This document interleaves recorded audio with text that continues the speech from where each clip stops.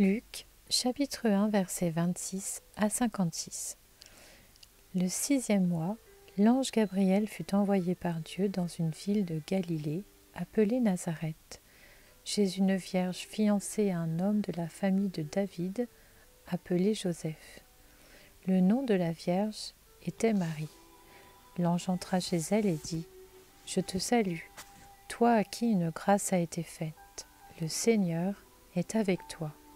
Tu es bénie parmi les femmes. » Troublée par cette parole, Marie se demandait ce que pouvait signifier une telle salutation. L'ange lui dit : « N'aie pas peur, Marie, car tu as trouvé grâce auprès de Dieu.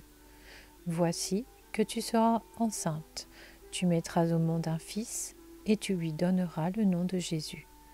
Il sera grand et sera appelé Fils du Très-Haut, et le Seigneur Dieu lui donnera le trône de David, son ancêtre. Il régnera sur la famille de Jacob éternellement. Son règne n'aura pas de fin. » Marie dit à l'ange : « Comment cela se fera-t-il, puisque je n'ai pas de relation avec un homme ?» L'ange lui répondit : « Le Saint-Esprit viendra sur toi, et la puissance du Très-Haut te couvrira de son ombre. C'est pourquoi le saint enfant qui naîtra sera appelé Fils de Dieu.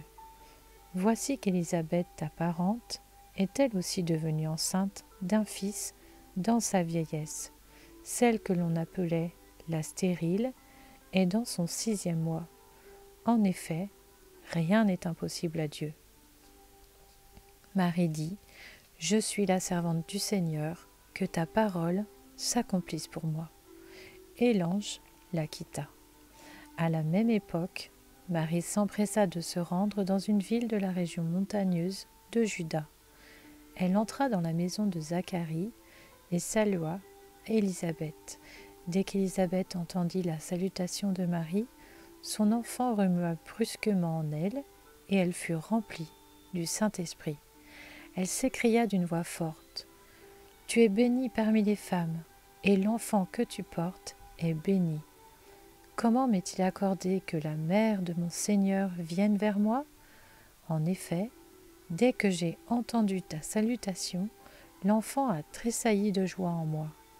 Heureuse celle qui a cru, parce que ce qui lui a été dit de la part du Seigneur s'accomplira. » Marie dit : « Mon âme célèbre la grandeur du Seigneur, et mon esprit se réjouit en Dieu mon Sauveur, parce qu'il a porté le regard sur son humble servante. En effet, voici, désormais toutes les générations me diront heureuse, parce que le Tout-Puissant a fait de grandes choses pour moi.